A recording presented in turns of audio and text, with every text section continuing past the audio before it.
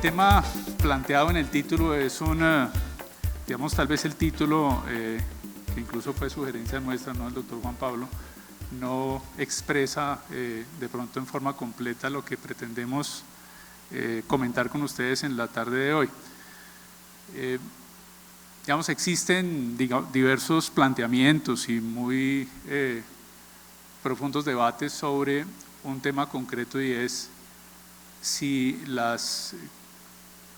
cobros que se realizan a través de un proceso judicial por indemnizaciones de perjuicios en materia de responsabilidad contractual deben generar o no intereses de mora, y a partir de qué fecha se pueden causar esos intereses. Entonces, al respecto, pues existen tanto desde el punto de vista de la jurisprudencia como en la doctrina y también en materia arbitral muy distintas posturas y muy distintos planteamientos. En ocasiones se solicitan y se reconocen intereses a partir del momento del incumplimiento, en ocasiones a partir de la notificación del auto admisorio de la demanda, en ocasiones a partir de la ejecutoria de la sentencia, por considerar que es allí cuando se consolida un crédito cierto, líquido y exigible en contra del demandado. Entonces, ese tema, que en principio parece ser un tema, digamos, de hecho es un tema muy preciso, pues ciertamente es un tema que envuelve alrededor de él pues distintas controversias y muy diversos planteamientos, como señalaba. Para estos efectos, entonces, de acuerdo con el organizador de la tertulia, el doctor Cárdenas, y con el doctor Bonivento, organizamos una temática que es más o menos la siguiente, un orden que es el siguiente. En primer lugar, yo realizaré unos planteamientos generales sobre indemnización de perjuicios por incumplimiento de obligaciones. Seguidamente el doctor Bonivento hará unas referencias igualmente generales sobre el tema de intereses, y él inmediatamente encadenará los dos temas, y allí pues abriremos a alguna controversia que se pueda suscitar entre los miembros del panel, si la hay, y después pues a la intervención de los participantes del público, para efectos de que esto sea en estricto sentido pues una tertulia, una conversación. Entonces, como les señalaba, pues en primer lugar haremos alguna especie de recuerdo y de profundización sobre temas de responsabilidad civil contractual, de la llamada responsabilidad civil contractual, que en sentido estricto pues es la obligación de indemnizar los perjuicios surgidos por el incumplimiento de obligaciones o deberes jurídicos singulares y concretos. La base de la responsabilidad civil contractual o de la indemnización de perjuicios por el incumplimiento de este tipo de deberes pues es la desatención o el hecho de que el deudor sea parte del programa obligacional establecido previamente. La regla general es que ese programa obligacional, con deberes de prestación nucleares o igualmente con deberes secundarios de conducta derivados de la buena fe, está incorporado en un contrato. Por eso, por regla, decimos que estamos hablando de responsabilidad civil contractual. Sin embargo, como buena parte de la doctrina lo reconoce, la denominación de responsabilidad civil contractual parece ser una denominación impropia o restrictiva, en la medida en que la propia ley regula el tema a partir del incumplimiento de deberes jurídicos singulares y concretos surgidos previamente entre personas determinadas. Por eso algunos proponen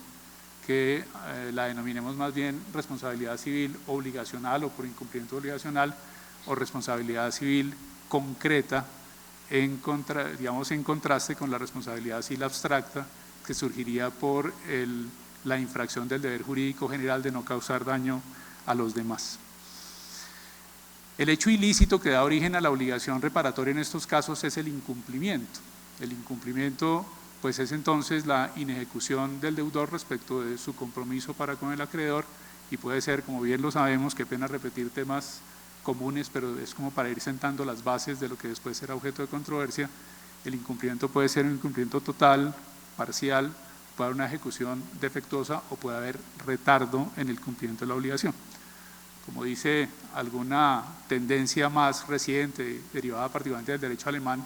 lo que se produce es que se da una lesión al derecho de crédito, y al generarse esa lesión al derecho de crédito se da lugar a una serie de remedios o medios de defensa o derechos de los acreedores con el objeto de restaurar su situación. Dentro de esos remedios o medios de defensa a los que dispone el acreedor frente al incumplimiento de su deudor se destacan principalmente dos para nuestros efectos: la ejecución forzosa, el cumplimiento coactivo o la indemnización de perjuicios. Sabemos bien que el incumplimiento es base igualmente de otro tipo de remedios o de otro tipo de alternativas de las que dispone el acreedor, en muchos casos contratante cumplido, como la resolución o la excepción de contrato no cumplido,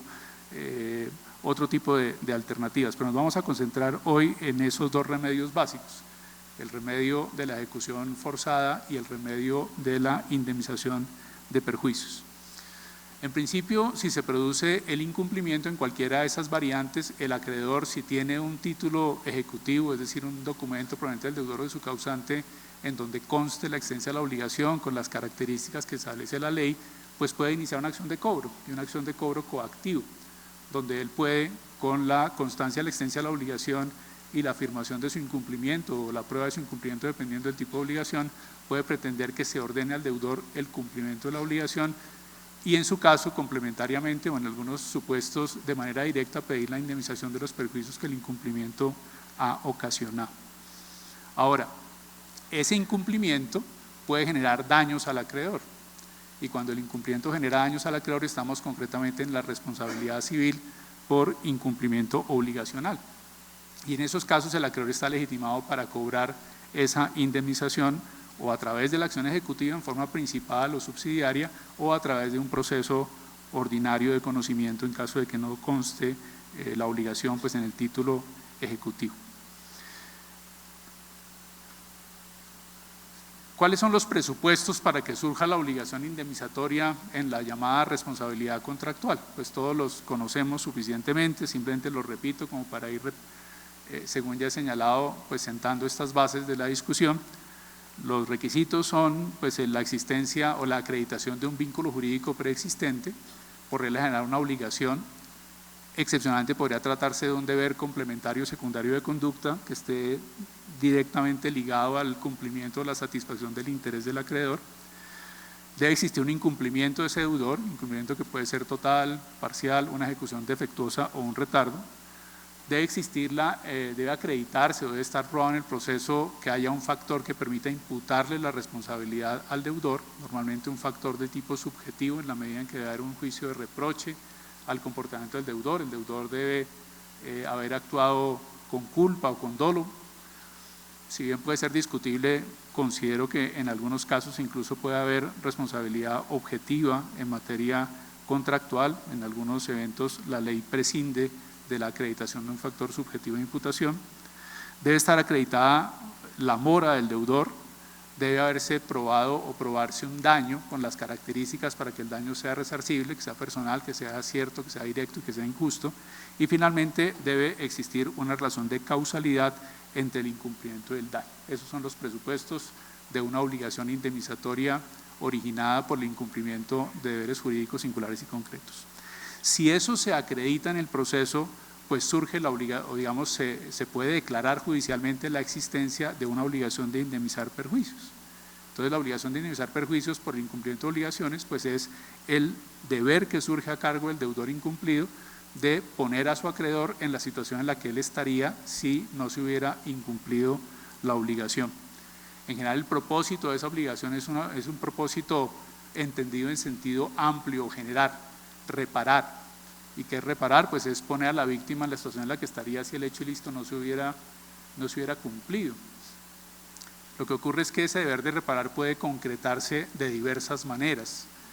Muchas veces se concreta en el pago de una suma de dinero en la cual se estima el valor del interés lesionado y decimos que se indemniza el perjuicio, es la famosa reparación por equivalente pecuniario. Pero conceptualmente en responsabilidad pues es posible reparar in natura o en especie el daño sufrido por la víctima, en este caso el acreedor. Lo importante, decimos, es dejar al acreedor en la situación en la que él estaría si el hecho ilícito no se hubiera presentado.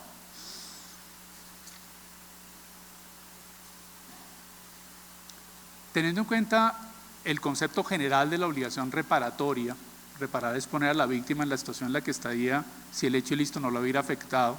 y partiendo de la base que la responsabilidad civil es una sola, solamente que dependiendo de ciertas circunstancias, pues ella surge por el incumplimiento de deberes singulares y concretos y en otras surge por el incumplimiento de deberes genéricos de no causar daño a otro, pues podríamos decir que el objeto de la reparación es el mismo, es poner a la víctima en la situación en la que estaría si el hecho ilícito no se hubiera presentado. Y en ese sentido esa obligación no es técnicamente una obligación dineraria,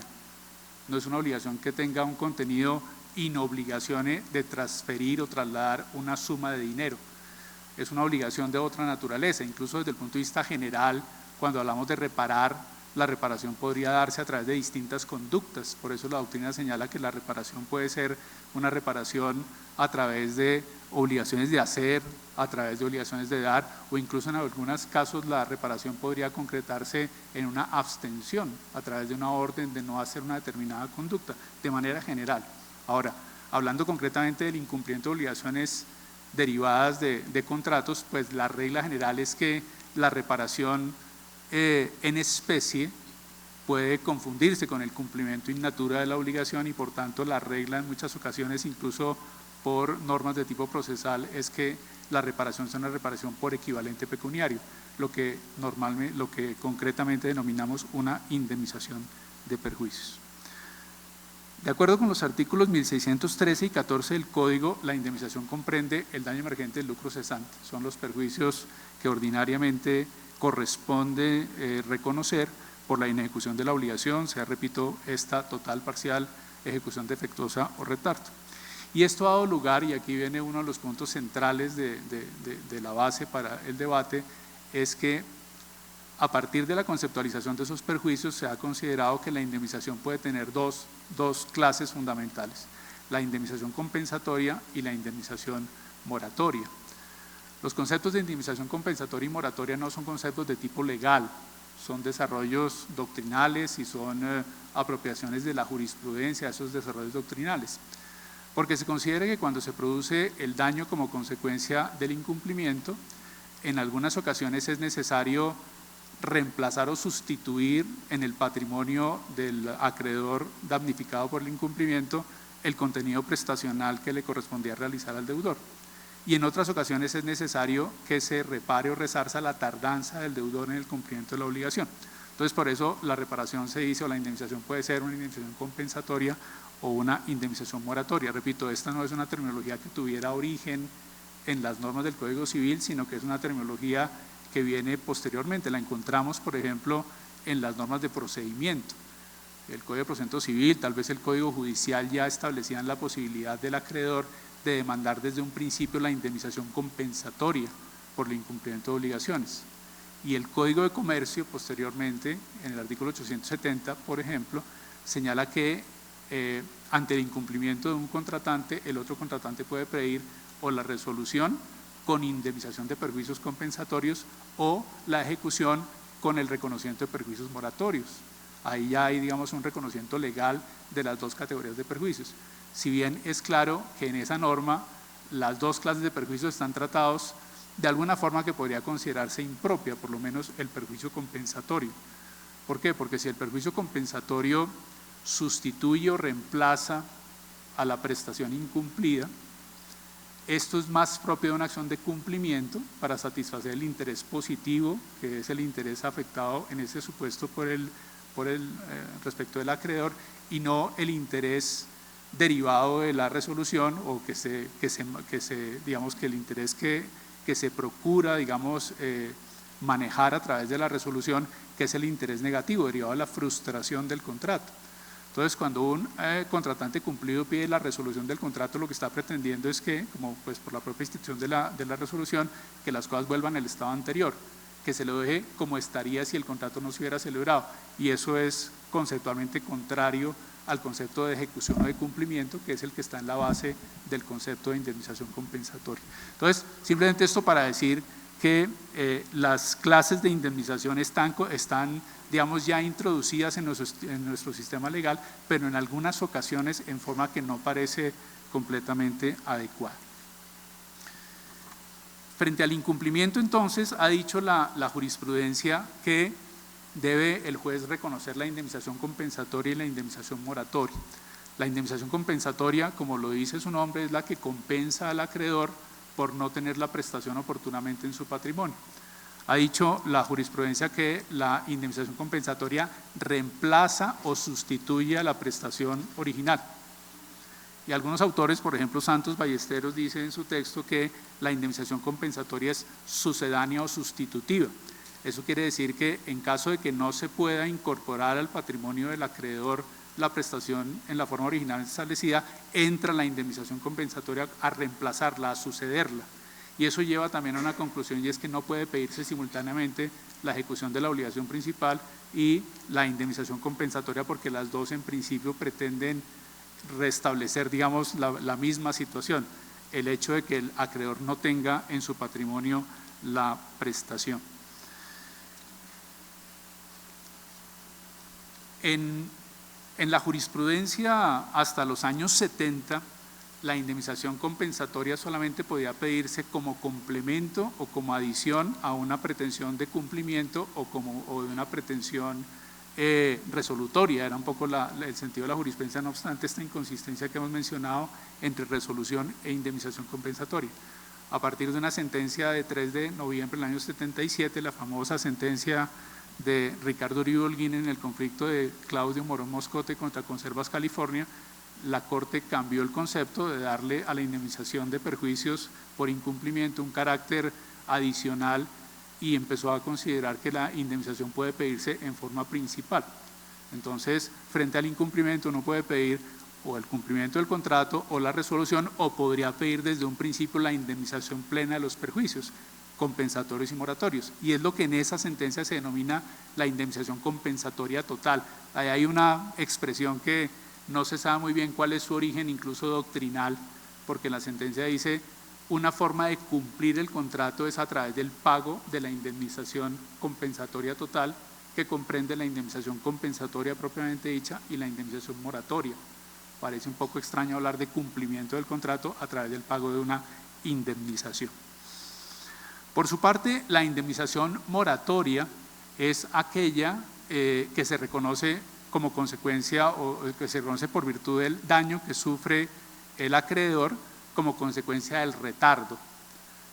La tardanza del deudor en el cumplimiento de la prestación le genera unos daños, y esos daños son daños que el acreedor puede demandar a través de la solicitud de una indemnización moratoria. En ese sentido se ha dicho que la indemnización moratoria es una indemnización complementaria, porque la indemnización moratoria indemniza el perjuicio derivado de la tardanza, pero entonces si yo solicito la ejecución de la obligación principal y se me cumple, puedo pedir complementariamente que me indemnicen los daños derivados de la tardanza. O si pido la indemnización compensatoria, podría pedir adicionalmente la indemnización de los perjuicios derivados de la tardanza, que serán los comprendidos entre el momento del incumplimiento y el momento en el que reciba el pago de la obligación principal o el pago de la indemnización compensatoria. Existe aquí un tema que es interesante, y es que esta presentación tradicional de las formas de indemnización de los perjuicios en materia de incumplimiento de obligaciones, pues no es la única forma de ver este tema. Existe otro acercamiento, otro planteamiento que ha venido desarrollándose a nivel de doctrina, particularmente en el derecho europeo, en el derecho argentino contemporáneo, y con algunos planteamientos en el derecho colombiano, particularmente en la obra del profesor Inestrosa, y algunos desarrollos de juristas de Medellín, gente del IARCE, etcétera. ¿Cuál es el planteamiento? El planteamiento es este. Si ustedes recuerdan, incluso eso está desarrollado, digamos, con mucha precisión en la obra de Inestrosa. Cuando se habla de la obligación, se dice que en la obligación puede analizarse la existencia de un débito primario y de un débito secundario. El débito primario es la prestación tal y como fue pactada por las partes, la prestación de dar, hacer o no hacer, pero que en caso de que el deudor no pueda cumplir con su obligación tal y como fue pactada, él podría liberarse pagando su valor, pagando el precio, y es lo que Inestrosa denomina el débito secundario. Esta es una conceptualización que viene desde el derecho romano. En el derecho romano, por la existencia de lo que se llamaba la condemnatio pecuniaria en el procedimiento formulario, cuando el pretor preguntaba lo que se debía, el demandado contestaba: me deben el equivalente en dinero a tal prestación que me fue incumplida. No existía la posibilidad de ejecutar las prestaciones in natura o en especie, porque el procedimiento no lo permitía y por tanto la condena siempre era en dinero. y eso generaba un efecto que era el que se llamó de la condemnatio, la perpetuatio obligationis, es decir, la obligación, no obstante no pudiera cumplirse en especie o in natura, se perpetuaba a través de la posibilidad de pagarla en dinero en cualquier momento. Esa idea de la perpetuatio obligationis está recogida en el derecho civil colombiano en varias normas, y la norma principal que recoge ese concepto de la perpetuatio obligationis es el artículo 1731 del Código Civil. Esa norma, 1731, establece que si el cuerpo cierto que se debe perece por culpa o durante la mora del deudor, la obligación de éste subsiste, pero varía de objeto. El deudor es obligado al precio de la cosa y a indemnizar los perjuicios al acreedor. Repito, si el cuerpo cierto perece por culpa durante la mora del deudor, la obligación de éste subsiste, pero varía de objeto. El deudor es obligado al precio de la cosa y a indemnizar los perjuicios al acreedor. Sabemos bien que frente a un caso de imposibilidad de cumplimiento, si la imposibilidad de cumplimiento es fortuita, la obligación se extingue. Si la imposibilidad de cumplimiento es culpable, la obligación, dice la ley, dado que usted no puede cumplir la obligación como fue convenida, usted sigue obligado, pero está obligado a pagar el precio y la indemnización de perjuicios. Siendo eso así, esta segunda forma de ver la indemnización de perjuicios en materia de incumplimiento de obligaciones nos plantea lo siguiente: si se incumple una obligación y esa obligación no puede cumplirse como fue convenida, el deudor sigue obligado a pagar el precio, el débito secundario, y adicionalmente a indemnizar los perjuicios que el incumplimiento haya causado. Eso quiere decir que yo podría cobrar a través de una ejecución coactiva con los requisitos del cobro coactivo la prestación tal y como fue convenida o su valor. Y si adicionalmente el incumplimiento me generó daños, puedo cobrar los perjuicios que ese incumplimiento me ha generado. Puede haber perjuicio compensatorio, pero ya no entendido como la sustitución de la obligación tal y como era debida, sino los otros perjuicios que el no tener la prestación me ha ocasionado y los perjuicios derivados de la tardanza.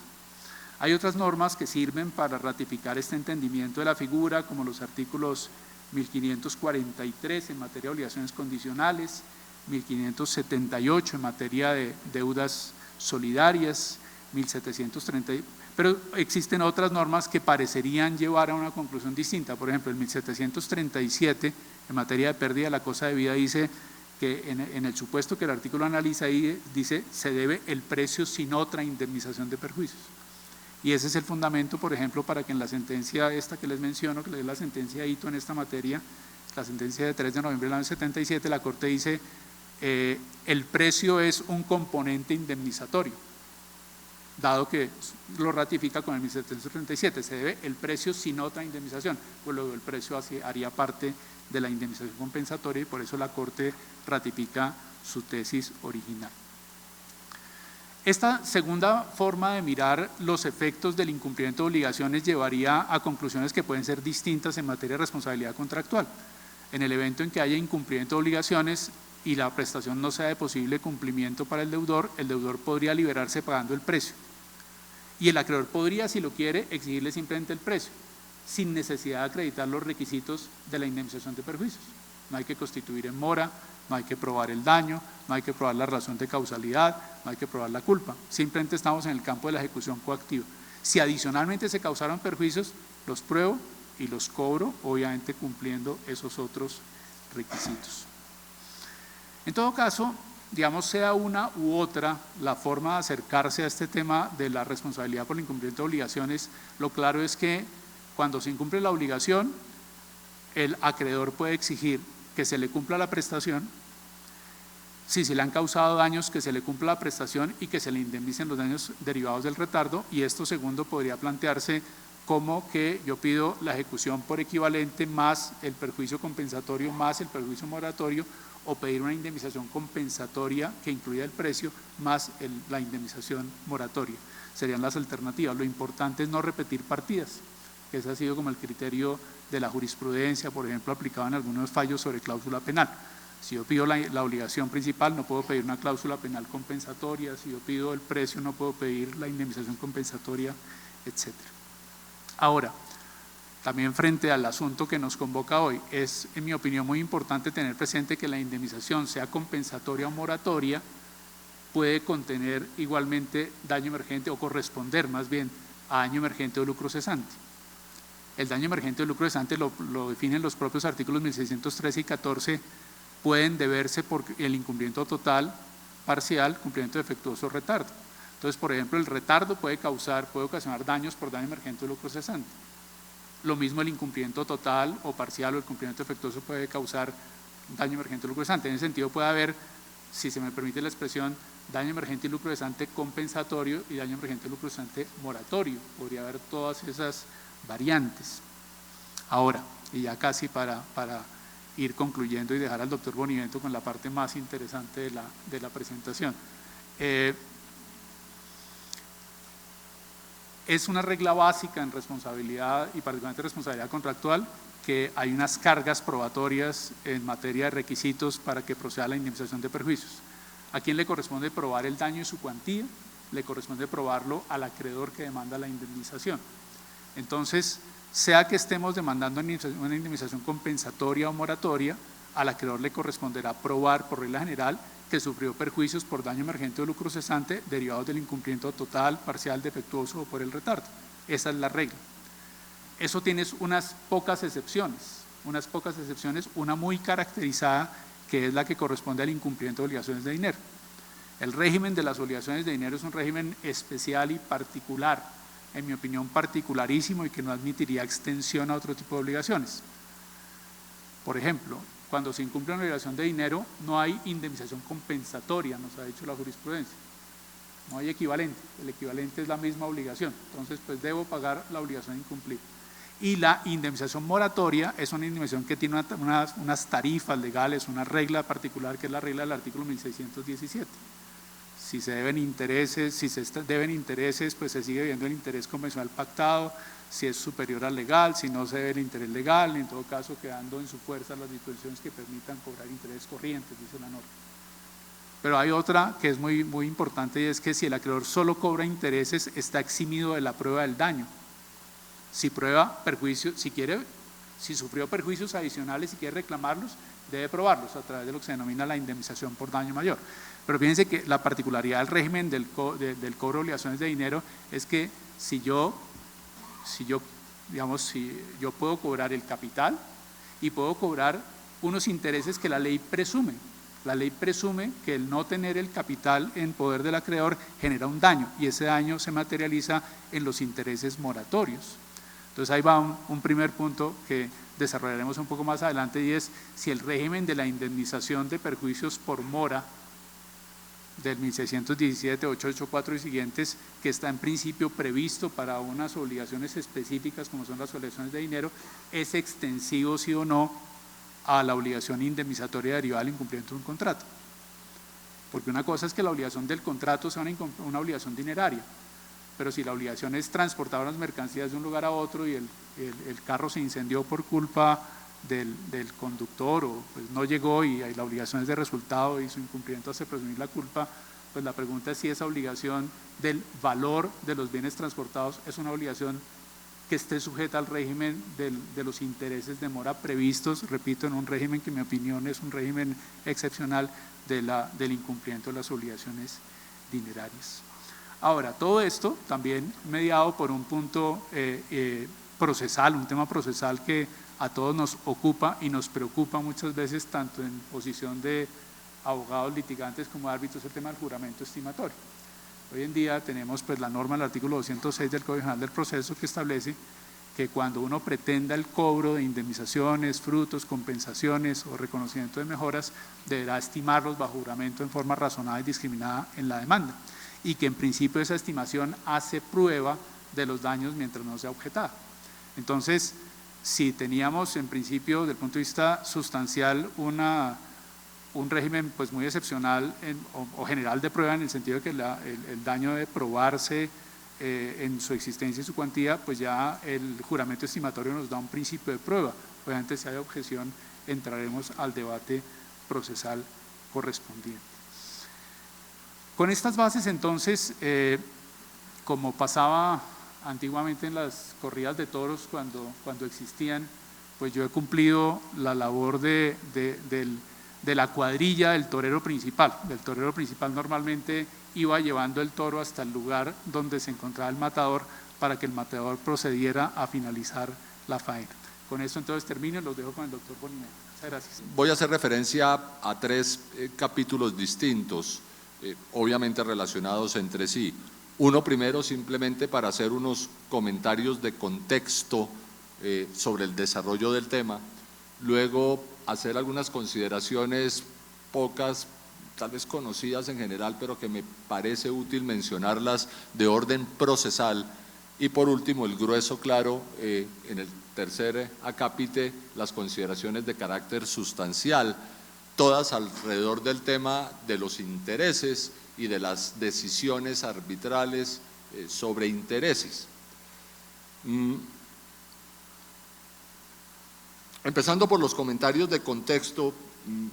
el origen de la escogencia del tema cuando hablamos con el doctor Cárdenas tiene que ver con una apreciación resultado de la experiencia desde el punto de vista de que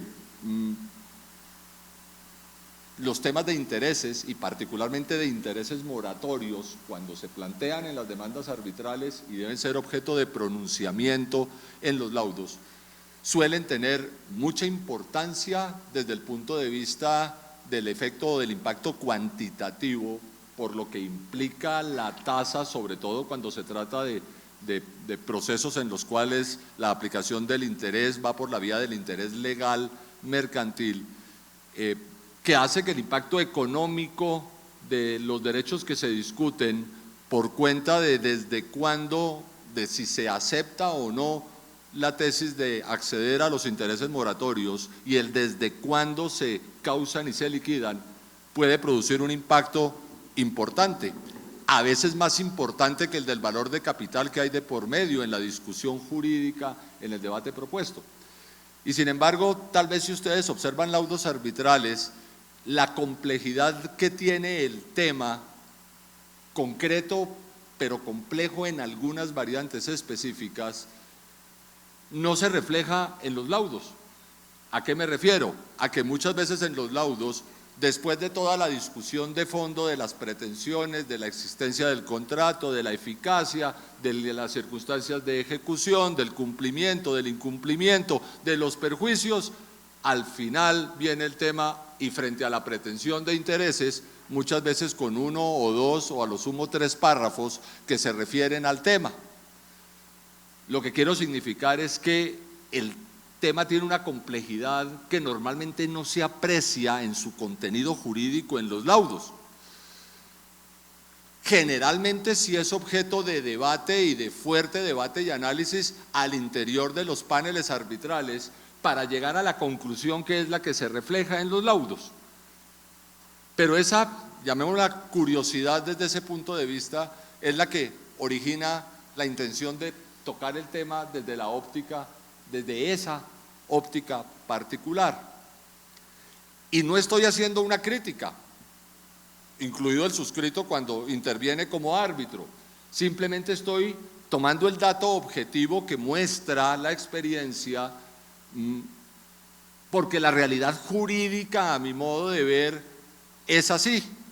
Los laudos arbitrales suelen ser parcos y concretos en el tema de la condena o no a intereses, porque la realidad jurídica desde el punto de vista de las variables que intervienen en el análisis son en general parcas y concretas,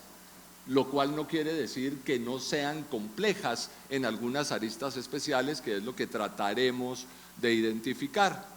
Entonces no es una crítica, es un dato objetivo que a mi modo de ver tiene esa explicación, que fíjense ustedes, entiendo yo, es coherente con lo que ocurre con las piezas procesales importantes que preceden al laudo.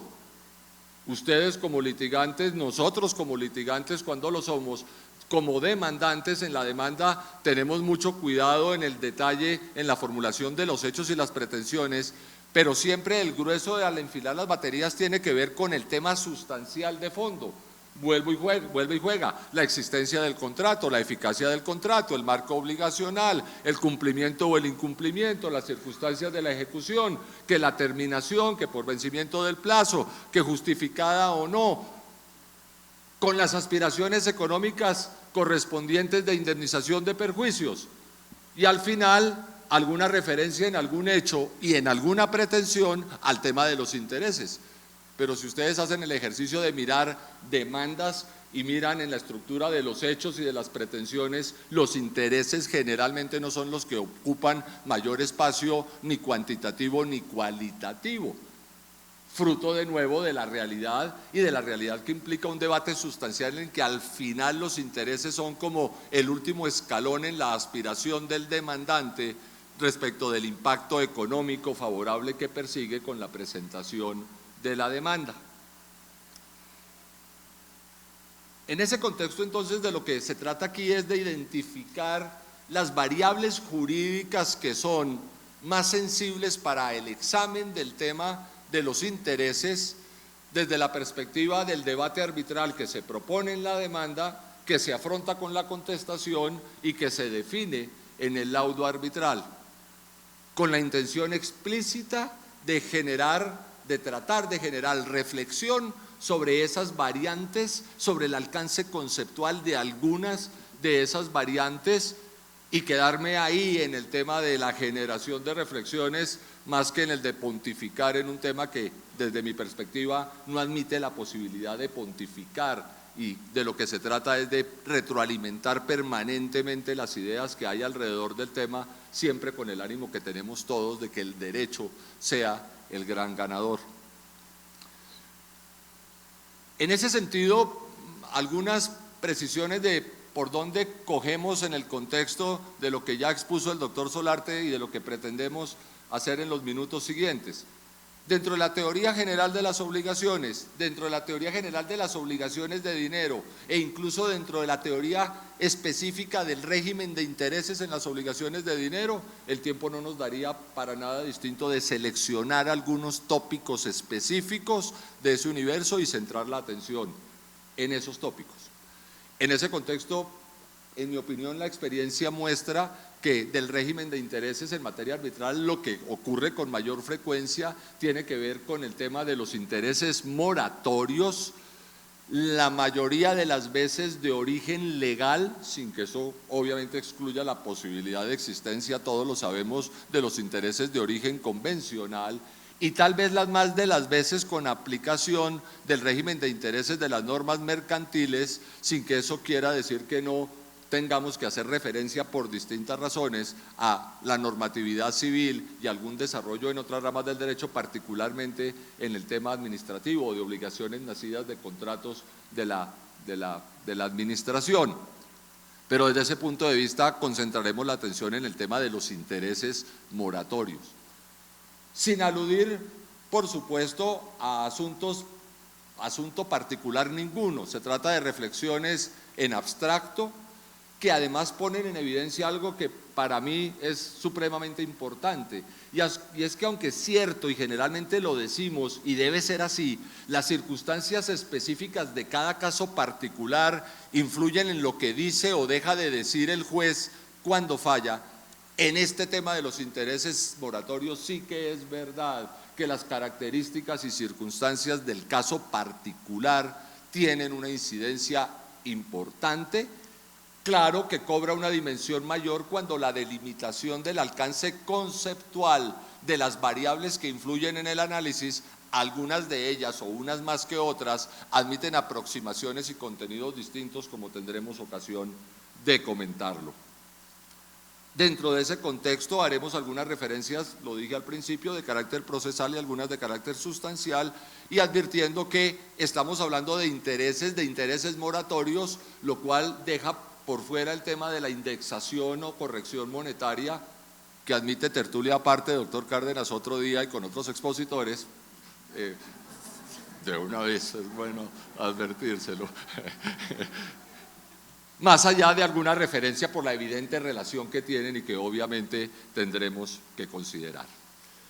Desde el punto de vista de consideraciones de carácter procesal, todas las conocemos desde el punto de vista del marco teórico de la teoría general del proceso, pero que aplicadas al tema específico de los intereses vale la pena tener en cuenta. ¿A qué me refiero? Desde la óptica de la demanda, no podemos nunca dejar de olvidar el cumplimiento de los requisitos de forma que tienen que ver con los numerales 4 y 5 del artículo 82 del Código General del Proceso, que se refieren a expresar con precisión y claridad lo que se pretende, las pretensiones, y a renglón seguido la expresión de los fundamentos de hecho de esas pretensiones. Yo los invito a que cuando miremos demandas arbitrales, que son generalmente abundantes en la presentación de hechos y pretensiones sobre los temas sustanciales principales, y así debe ser, cuando llegan al tema de los intereses, de pronto no hay ningún hecho que dé pistas al respecto frente a lo que está planteando el demandante, y en las pretensiones de pronto o generalmente hay alguna que se refiere a, oiga, y de todas las condenas que imponga, reconózcame corrección monetaria e intereses, pedidas de distintas maneras, con distintos estilos, de diferentes formas, creo yo que legítimas, pero que simplemente transmito el mensaje: siempre hay que tener presente la exigencia formal, que desde el punto de vista de los intereses, de lo que se pida en materia de intereses, supone expresar con precisión y claridad lo que se pretende y el fundamento fáctico para esa pretensión en ese rubro específico. Desde la óptica de la contestación de la demanda, el artículo 95, tal vez 96 del Código General del Proceso, obliga al demandado a pronunciarse de manera expresa y concreta sobre las pretensiones y sobre los hechos. Luego, lo coherente con la exigencia desde el punto de vista del demandante para todos los hechos y para todas las pretensiones, significa que en materia de intereses hay que hacer otro tanto, con la misma libertad de estilo, con la misma libertad de forma, con la misma libertad en cuanto a maneras diferentes de presentación de la posición del demandado, pero que supone un pronunciamiento concreto y expreso, que resulta siendo, a mi modo de ver, particularmente útil para el juez arbitral cuando se enfrenta al momento de la decisión en los términos en que fue planteado lo uno y se manifestó la posición de la parte contraria. Y desde el punto de vista de las decisiones arbitrales, considerando tal vez 3 escenarios básicos, evidentes todos, pero que los menciono rápidamente de manera expresa. 1, el cumplimiento del requisito de forma en la demanda, que incide en el pronunciamiento del juez arbitral en cuanto a la admisibilidad de la misma. Puede ser motivo de inadmisión si se entiende no satisfecho formalmente el requisito. Desde el punto de vista de la contestación de la demanda, el artículo 97 del Código General del Proceso hace referencia a los casos en que no hay contestación deficiente, imponiendo consecuencia de presumir ciertos los hechos susceptibles de confesión. Entonces, existe para el juez la posibilidad, la eventualidad de hacer uso de esa regla e imponerle consecuencias jurídicas en el análisis de fondo si respecto de la contestación esa carga no se satisface adecuadamente. Y tal vez la más importante, en el laudo arbitral, en lo que tiene que ver con el por todos conocido principio de congruencia de las decisiones judiciales, en este caso de los laudos arbitrales, dado que la manera como se formulen los hechos y las pretensiones en materia de intereses forman parte de esa delimitación del litigio que a mi modo de ver influye en la aplicación de ese principio de congruencia hoy consagrado en el artículo 281 del Código General del Proceso. Y lo menciono expresamente porque, aunque es cierto, lo voy a repetir un poquitico más adelante, que los intereses moratorios, a mi modo de ver, claramente se presumen, tanto en materia civil como en materia comercial, que se presuman desde el punto de vista de su causación, que se deban desde el punto de vista sustancial, no quiere decir que no tengan que pedirse si se aspira a que se reconozcan en el laudo. Y entonces, por la vía de la presunción de la existencia del perjuicio, no se suple el efecto eventualmente negativo que tendría la no formulación en el petitum, sobre todo en el petitum y por el ladito en la causa petendi, respecto de esa reclamación específica frente a la posición que debe asumir el juez arbitral en respeto a ese principio de congruencia. Entre paréntesis, ahí habría una diferencia entre lo que suele ocurrir con las aspiraciones en materia de indexación o corrección monetaria que en esa otra tertulia que algún día organice el doctor Juan Pablo, seguramente se verá la evolución de la jurisprudencia de la Corte, que en algún momento dijo, si no se pide la corrección monetaria no hay posibilidad de reconocerla de oficio, y que por cuenta de los cambios en la manera de concebir la naturaleza jurídica de la indexación fue haciendo tránsito a una posición bastante más flexible y contraria en ese sentido, que aplicaría para la corrección, pero que a mi modo de ver no aplicaría en el caso de los intereses moratorios. Y el último comentario desde el punto de vista procesal tiene que ver con el artículo 206, el del juramento estimatorio que mencionó el doctor Solarte, que tiene esas implicaciones probatorias que todos tratamos de administrar con las vicisitudes propias de ese texto, de sus antecedentes, de los fallos de la Corte Constitucional, de las implicaciones que tiene, pero que en esta arista lo menciono porque a mi modo de ver puede jugar un papel muy importante en la definición o del alcance de algunas de esas variables jurídicas que tienen que ver con el desde cuándo puede hablarse de mora y desde ese punto de vista desde qué momento corre el taxímetro de la liquidación de la causación de los intereses moratorios, de lo cual en buena medida depende el mayor o menor impacto que tenga en las condenas económicas cuando ellas forman parte de la decisión arbitral. Obviamente tocaré el punto de nuevo en ese momento. Consideraciones de orden sustancial, unas muy rápidas, pero que simplemente permiten tener alguna hilación en la presentación, digamos, metodológica de los conceptos. Los intereses moratorios, sabemos todos, son solo una clase de las muchas clasificaciones de intereses que se pueden hacer. Tienen que ver con un criterio específico, la época de causación, en el espectro temporal de la obligación desde el momento en que nace y durante su vida, llámese su exigibilidad, eventualmente con plazo, el cumplimiento, el incumplimiento, y finalmente se formulan como contraposición a los intereses remuneratorios, también conocidos como intereses de plazo. Paréntesis, en lo personal me gusta más la expresión de remuneratorios que la de plazo, porque puede haber obligaciones sin plazo que causen, a mi modo de ver, intereses remuneratorios. Así sea mucho más frecuente la hipótesis en que en las obligaciones a plazo, vencido el mismo, se produce la exigibilidad y hasta ese momento desde el nacimiento se habla de intereses remuneratorios. Pero igual, independientemente de la ortodoxia o no, de la precisión o no que quiera manejarse, lo que es claro es que los moratorios desde el punto de vista de la época de causación responden a esa confrontación de momentos diferentes con relación a los intereses remuneratorios. Obviamente los intereses moratorios suponen y exigen como supuesto la mora del deudor, y eso tiene que ver con la naturaleza indemnizatoria que se le reconoce a los intereses moratorios, lo mencionó el doctor Arturo. Los intereses moratorios tienen carácter punitivo para el deudor, que por incurrir en mora debe atender el pago de obligaciones moratorios, y tiene el carácter indemnizatorio o resarcitorio desde la óptica del acreedor, ya que de alguna manera constituyen la indemnización de los perjuicios causados por la mora en el pago de la obligación dineraria correspondiente. Y por ahora hablamos de obligación dineraria así, sin distinguir si se trata de una obligación originaria de dinero o una obligación que se concreta en una suma de dinero, teniendo como antecedente una obligación de valor,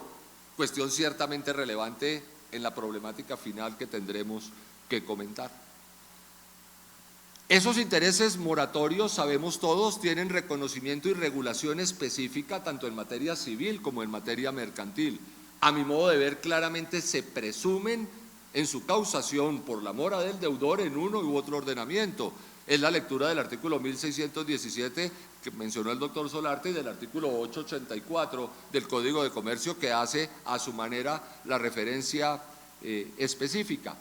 Y generalmente en la experiencia arbitral es, creo yo, bastante más usual que se presenten los intereses moratorios en civil y en comercial, más en comercial que en civil en las controversias a las que normalmente nos debemos abocados, pero más con origen legal que con origen convencional.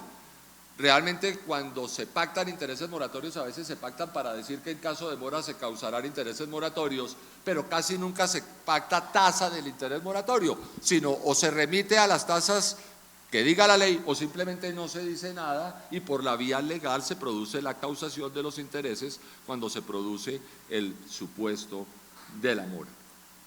La tasa del interés moratorio, seguramente también todos lo sabemos, funciona de manera distinta, también pensando en la hipótesis central de cuando tiene origen legal, en materia civil con la fórmula del artículo 2232 del Código, aquel interés del 6% anual que la norma civil no distingue y aplica por lo tanto tanto para el remuneratorio, para el moratorio. En materia comercial con la presentación del artículo 884 que tanta guerra nos ha dado desde su versión original en el Código del 71 y las reformas que directa o indirectamente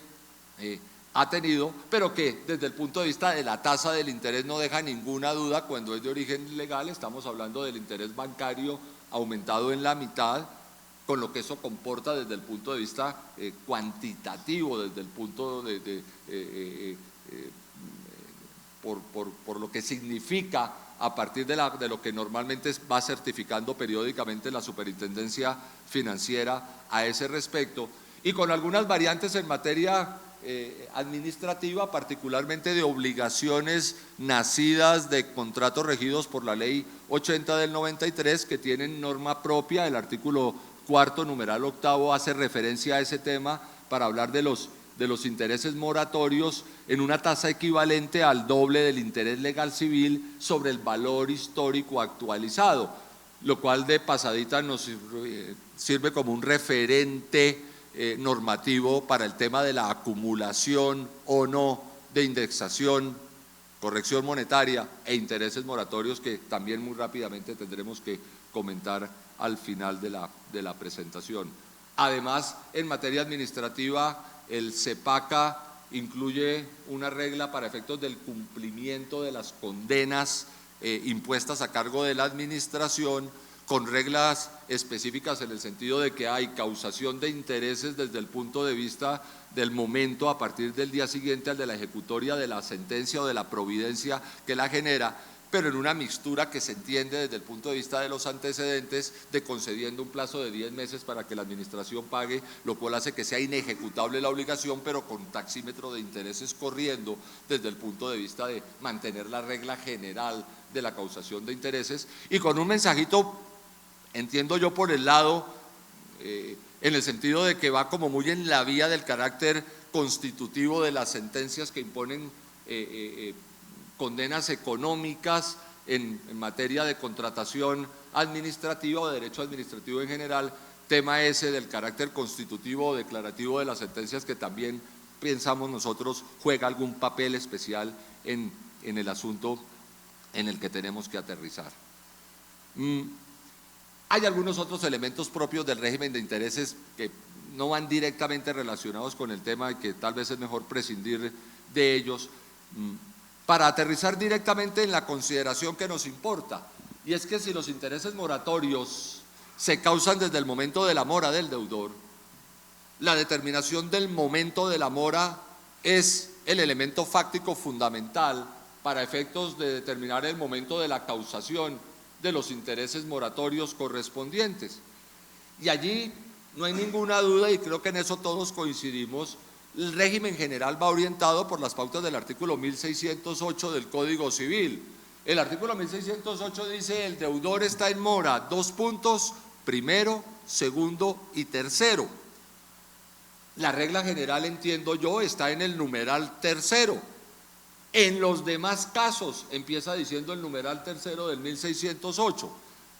Claro, las hipótesis de los numerales primeros se refieren en los casos de las obligaciones sujetas a plazo o a término, a plazo suspensivo, y la del numeral segundo a aquello que en la doctrina y la jurisprudencia se ha entendido como una especie de plazo tácito o de plazo implícito de esas obligaciones que solo pueden haberse cumplido en cierto momento.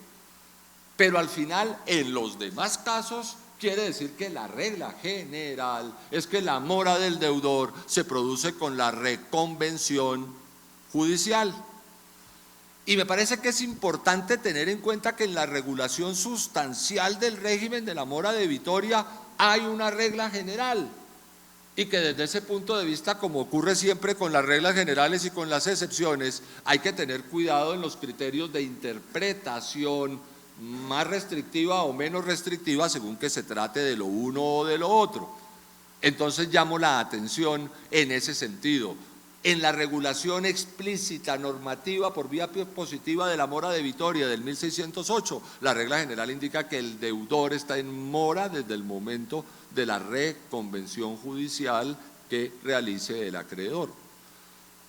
Esa presentación supone dos comentarios adicionales o complementarios. Uno que seguramente también todos conocemos, y es que la reconvención judicial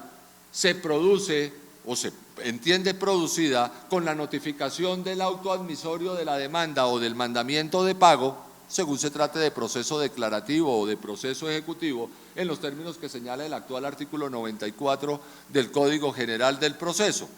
Es decir, no hay doble vuelta, doble gestión de reconvenir en mora y luego acción judicial para hacer valer el derecho del acreedor, sino que con ocasión del ejercicio del derecho, la notificación del auto admisorio o del mandamiento de pago produce el efecto de reconvención judicial. Y entonces, si no estuviéramos en uno de los escenarios excepcionales del inciso primero o el inciso segundo de los numerales, primero o segundo, del artículo 1608, lo que habría que entender es que a partir de ese momento, producida la reconvención judicial, el deudor está en mora y se produce la causación de los intereses moratorios correspondientes. Y el segundo comentario tiene que ver con que ciertamente la mora supone la exigibilidad de la obligación, pero pienso yo hay que tener cuidado en que la mora no se confunde con la exigibilidad. Desde mi óptica es claro el planteamiento, pero lo digo con franqueza, he oído opiniones diferentes. Y es un tema bastante sensible desde esa óptica en que las reclamaciones arbitrales a veces hacen referencia a reconózcame intereses moratorios desde la exigibilidad o desde que la obligación se hizo exigible o desde que la obligación ha debido pagarse. Claro, cuando estamos hablando de una obligación a plazo suspensivo, sabemos todos que antes del vencimiento del plazo la obligación no es exigible.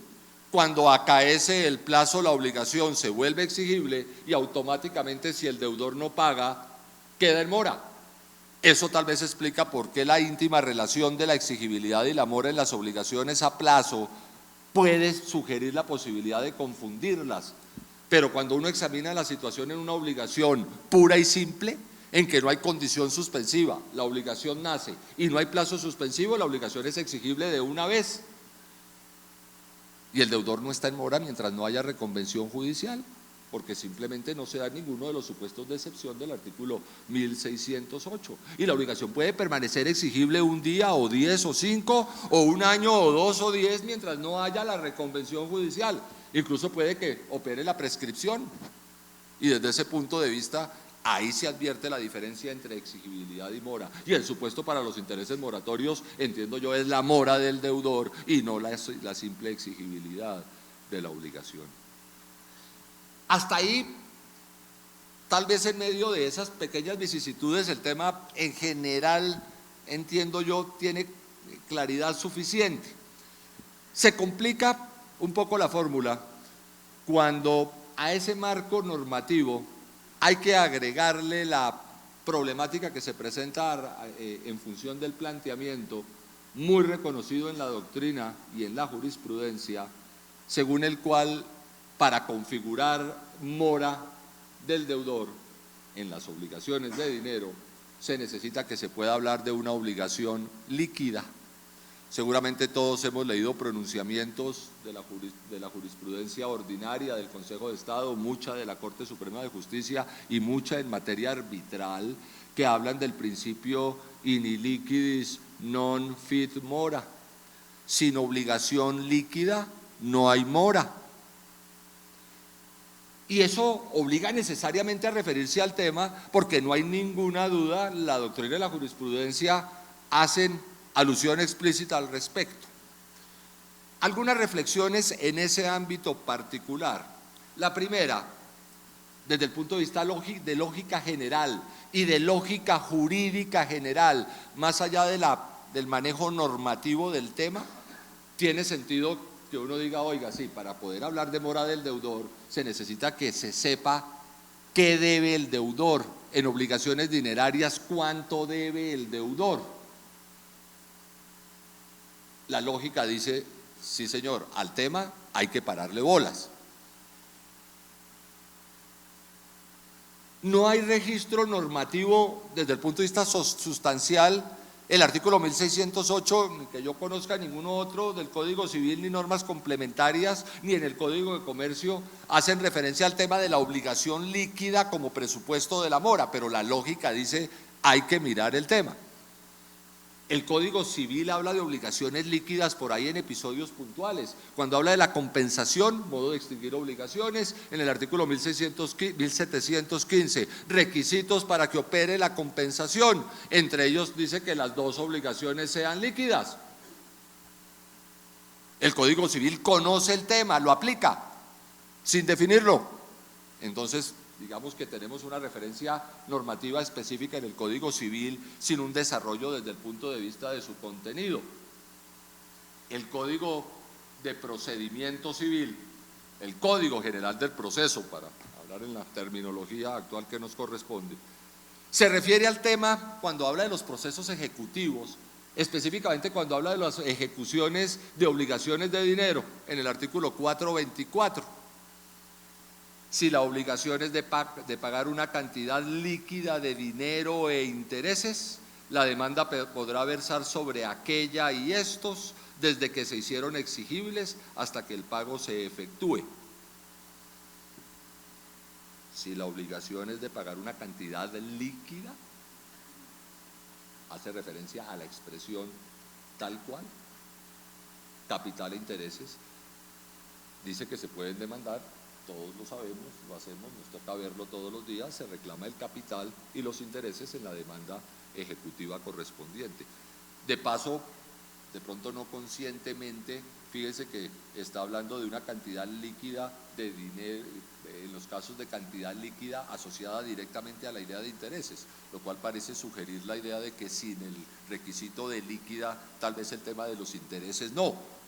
Claro, estamos hablando de una norma instrumental, pero ya vimos, todos lo sabemos, como el caso del artículo 94, hay normas instrumentales que producen efectos en el régimen sustancial de las obligaciones. Pero agrega en el inciso segundo, entiéndase por cantidad líquida la expresada en una cifra numérica precisa o que sea liquidable por operación aritmética.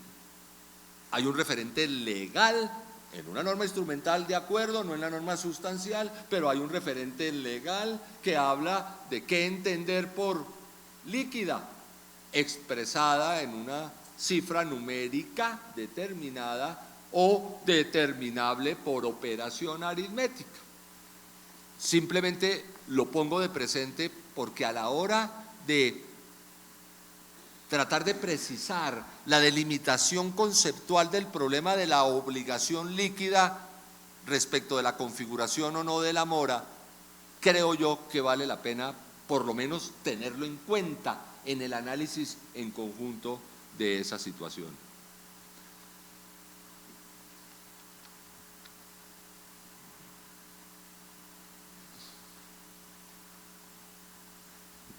Si uno mira la doctrina y la jurisprudencia cuando desarrolla el tema de que sin obligación líquida no hay mora y trata de hacer un esfuerzo de sistematización de cuál es el alcance que se le otorga al principio y cómo debe aplicarse, el esfuerzo de sistematización para mi gusto no es exitoso desde el punto de vista de que uno encuentre un resultado claro. Digamos que es exitoso desde el punto de vista de que permite identificar las subvariables de esa variable, pero que muestran la complejidad del tema y las distintas maneras de aproximarse y de otorgarle un contenido conceptual, un significado y por lo tanto un alcance y una aplicación diferente según se mire de una u otra manera. Respecto de la naturaleza del fenómeno, leyendo sentencias y laudos dicen, oiga, mire, ese tema de la obligación líquida es un presupuesto de la mora. En algunos casos se dice que es un presupuesto estructural de la mora. Por ahí en alguna pieza procesal se habla de que es un presupuesto genético de la mora. En algunas ocasiones se dice, mire, es un requisito adicional de la mora. En otras ocasiones se dice, mire, es una excepción a la configuración de la mora con la reconvención judicial, que en ese supuesto se va a producir en un momento posterior al de la reconvención judicial. En algunos casos se dice, mire, ese es un problema que tiene que ver con la noción misma de la mora, porque si la mora es retardo culpable, no debería poderse hablar de culpabilidad del deudor si por cuenta de obligación no líquida no sabe cuánto debe, y desde ese punto de vista no se le puede exigir una conducta de pagar lo que está en esa situación jurídica particular. Conclusión, distintas maneras de referirse al evento, todas con el común denominador. La norma sustancial de la mora debitoria no se refiere al tema, pero es inevitable que el tema está ahí porque tiene que ver con la configuración misma del concepto desarrollado a partir de ahí en el artículo 1608 del Código Civil. El problema es que esas distintas maneras de referirse al tema en lo formal se vuelven más complicadas cuando se trata de mirarlas en su contenido material. Yo encuentro los siguientes escenarios. A veces el tema de la obligación líquida se plantea como un problema de determinación o indeterminación, de la prestación debida, específicamente del monto adeudado en la obligación dineraria, pero es un problema de que ¿está o no está determinado?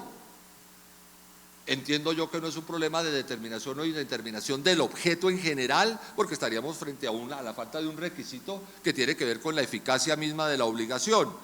Se refiere al nivel de determinación de la prestación dineraria, específicamente desde ese punto de vista en cuanto a la determinación de qué es lo que debe el deudor y casi específicamente a cuánto debe el deudor. A mi modo de ver, esa aproximación tiene mucho que ver con el referente legal del Código General del Proceso. Es obligación líquida la que está expresada con una cifra numérica determinada o fácilmente determinable. Pero hay otras ocasiones en las cuales la jurisprudencia, la ordinaria y la arbitral, se refieren al tema como un problema de certidumbre o incertidumbre, de certeza o falta de certeza. Encuentro yo además en dos escenarios, en cuanto a la existencia de la obligación y en cuanto al monto adeudado en la obligación. Respecto del monto, tal vez puede ser una manera diferente de referirse al tema de la determinación o no de la prestación, pero desde el punto de vista de la existencia de la obligación, estamos hablando, creo yo, de algo diferente al problema de una obligación líquida. Es que puede haber una obligación tan líquida como que está claro que lo que pactaron el deudor y el acreedor era el pago de 1 millón de pesos, respecto del cual, por cuenta de que se discuta la existencia de la obligación, no deja de ser líquida, independientemente de que la razón la tenga el deudor o la tenga el acreedor. Pero cuando la jurisprudencia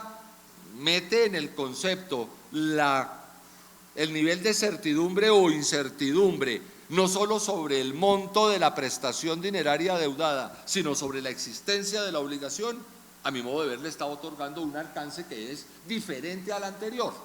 independientemente de que queramos matricularnos o no, o defender o no una u otra tesis.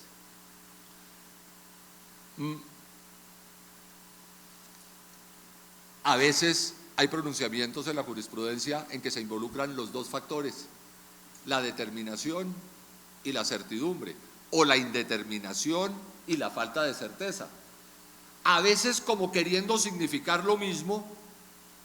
en cuyo caso estamos en cualquiera de los dos escenarios anteriores, a veces como queriendo significar que se trata de dos factores concurrentes, lo cual hace más compleja la situación si se viera con esa óptica. A mí me da la impresión de que cuando se trata el tema en la jurisprudencia es más con el primer enfoque, tratando como de decir lo mismo de distintas maneras, pero la lectura al final, en mi opinión, no permite tener una conclusión de nitidez en ese sentido. Y para acabar de enredar el tema, antes de tratar de desenredarlo, el tema de la determinación o indeterminación y sobre todo el tema de la certeza o falta de certeza admite, viendo la jurisprudencia, dos posibilidades básicas. Y pongo el ejemplo o la situación típica de la certeza o falta de certeza. Si de lo que se trata es de certeza judicial, estamos hablando de un supuesto en el cual, mientras no haya la decisión judicial que haya resuelto sobre la existencia y el monto de la obligación dineraria, la obligación no sería líquida y por lo tanto intereses de mora no sería posible su causación. Claro, con las consecuencias que eso comporta de llevar la situación, entre comillas, a ese extremo, y no estoy tomando partido, simplemente estoy haciendo ver lo que implica asumir esa posición. Diferente a una en la cual de lo que se trata es de mirar si esos factores, incluido el de la certeza, si se quiere incluir el de la certeza sobre la existencia de la obligación, tenga que calificarse al momento de la presentación de la demanda para hacerlo coherente con la regla general de que desde la reconvención judicial, cuando se notifique el auto admisorio o el mandamiento ejecutivo derivado de esa demanda, se produzca la reconvención judicial y empiece la mora, calificándolo pero con parámetros de objetividad y de razonabilidad. Dicho de otra manera, la certidumbre o incertidumbre no depende de que el demandado diga: me opongo, creo que no debo o creo que debo solo la mitad, sino de que razonable y objetivamente el demandante esté presentando una reclamación en la cual está planteando la obligación líquida que a su juicio, de la que a su juicio es acreedor y que reclama en el proceso correspondiente. Claro, el demandado está en su derecho de oponerse a las pretensiones en materia de intereses, está en su derecho de oponerse a las pretensiones todas, a decir es que la obligación no existe, o existe pero vale 50 y no 100, de acuerdo. Pero desde esa óptica el demandado, que tiene la posibilidad de allanarse a las pretensiones de la demanda o de oponerse radicalmente a ella, si se acogiera a esa tesis, asume las consecuencias propias de la posición que asume. Claro, si triunfa porque demuestra que la obligación no existe, el problema no es de mora o no mora, es que no había obligación. Si la obligación era 50 y no de 100, estuvo en sus manos decir: aquí están los 50, que es lo que yo creo que le debo, para que sobre eso no se le causen intereses moratorios, y asume el riesgo de discutir los otros 50 que a juicio del demandante se le deben y que a juicio del demandado no. Pero entonces, desde ese punto de vista, dependiendo de que se asuma o no una u otra tesis respecto del alcance o del manejo de esos factores de determinación o indeterminación y de certeza o de incertidumbre, el escenario ante el cual se coloca el juez para decir desde cuándo la mora puede ser totalmente distinto.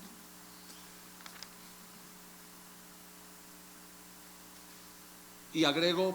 3 elementos más para efectos de la discusión, del debate, de la posibilidad de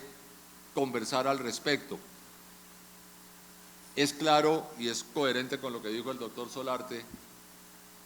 el tema, ¿es válido plantearlo el de los intereses moratorios en las obligaciones dinerarias, independientemente de que sean obligaciones de dinero originarias de dinero u obligaciones de dinero resultado de concretar una obligación de valor? Pero es claro que la propensión en la discusión de obligación líquida o no es infinitamente mayor en las segundas que en las primeras. Realmente en obligaciones originarias de dinero lo que normalmente debe ocurrir es que se esté enfrente de una obligación líquida, salvo que se adopte la tesis de que la discusión sobre la existencia de la obligación tenga que ver con el carácter de líquida. En cambio, la propensión en las obligaciones de dinero, que son resultado de obligaciones de valor, caso típico de las obligaciones indemnizatorias, pues tienen una propensión evidentemente mayor a decir, bueno, ¿y ahí cómo es el tema de la obligación líquida? Ahí desde qué momento será, si es que puede ser antes de la sentencia, que se pueda decir que hay obligación líquida y que por lo tanto, presentada la demanda como una obligación existente y líquida, se produce la reconvención judicial y aplica la regla general del ordinal tercero del 1608 y no la situación excepcional, cualquiera que sea la denominación que le queramos dar, del principio de que sin liquidez no hay mora. Entonces, la naturaleza originaria o derivada de la obligación de dinero respecto de la cual se debata el tema de los intereses es una variable bien importante, sin duda, en el análisis. El segundo elemento que hay que tener en cuenta es que no es lo mismo si se opta por la tesis de que las sentencias que declaran responsabilidad y obligación de pagar perjuicios son providencias que tienen carácter declarativo o constitutivo. Al doctor William Namén le comentábamos allí antes de entrar leyendo una jurisprudencia de la Sala Civil con ponencia del respetado y distinguido colega en que se toca el tema. De pronto ahorita le pedimos que nos cuente si las afirmaciones que allí se hacen son con carácter general o para el caso particular,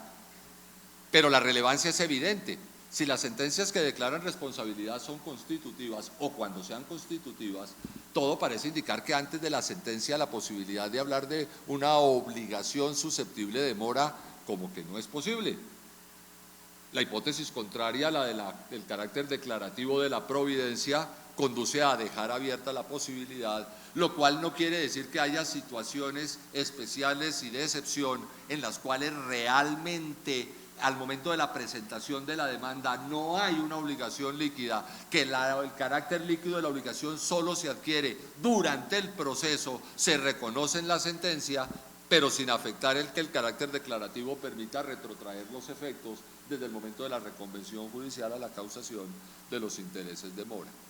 Entonces, asumir tesis sobre el carácter constitutivo o declarativo como regla general, siempre dejando la posibilidad de excepciones o no en el sentido contrario, me parece que es un elemento bien interesante en la discusión. Y me parece que tiene una importancia fundamental el muy trajinado juramento estimatorio del artículo 206 del Código General del Proceso. Porque es que uno de los casos, el más trajinado en los cuales existe la obligación, la exigencia, la carga de presentar juramento estimatorio, es cuando se trata de reclamar indemnizaciones. Y la idea con el juramento estimatorio es que el acreedor determine qué está cobrando de manera sustentada, razonada, y bajo la idea, aunque la norma tal vez no lo diga de manera explícita, expresando el valor de los intereses, de los perjuicios que reclama. Entonces, ¿qué pasa? Que si en obligaciones indemnizatorias hay juramento estimatorio y el juramento estimatorio debe traducirse en el planteamiento del acreedor de la obligación indemnizatoria que está cobrando, expresada con una cifra numérica, estamos hablando del reclamo de una obligación líquida, que el acreedor puede discutir, claro, en su existencia o en el monto, claro, pero cada quien asumiendo las consecuencias de que triunfe el planteamiento del uno en lo que demanda o el planteamiento del otro en su oposición total o parcial. Entonces, por cuenta de la exigencia del juramento estimatorio, que cuando no existía ciertamente dejaba mucha más abierta la posibilidad de que el demandante demandara perjuicios, pero sin identificar ni los conceptos ni los montos que reclamaba, en cuyo caso habría una propensión bastante mayor a que el carácter líquido no fuera desde el momento de la presentación de la demanda, sino únicamente con el fallo judicial correspondiente. Con el juramento estimatorio esa posibilidad, a mi modo de ver, se reduce y se reduce de una manera muy importante, lo cual hace que terminaríamos encontrándole por esa vía una aplicación diferente, adicional a los varios papeles que ya cumple el juramento estimatorio y que lo hacen entonces cada vez más atractivo en medio de todas las discusiones que ya sabemos que genera. Y lo último para mencionar, es claro que cuando se reconocen intereses moratorios, según la tesis que se adopte y las circunstancias o la aplicación que se haga en el caso concreto, siempre debe velar el juez, en este caso el juez arbitral, por tener cuidado con resolver adecuadamente el tema de la acumulación o no de corrección monetaria e intereses moratorios. La jurisprudencia de la Corte durante un buen tiempo vaciló un poco de cuáles criterios adoptar para definir el tema. Yo creo que hoy está claro cuando se habla de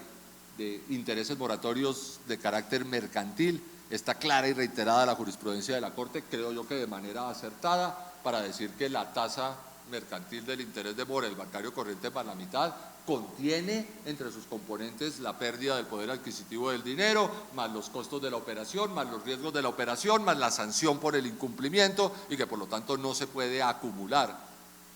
interés moratorio mercantil y corrección monetaria. Creo yo que el principio, independientemente de qué clase de intereses, es el mismo,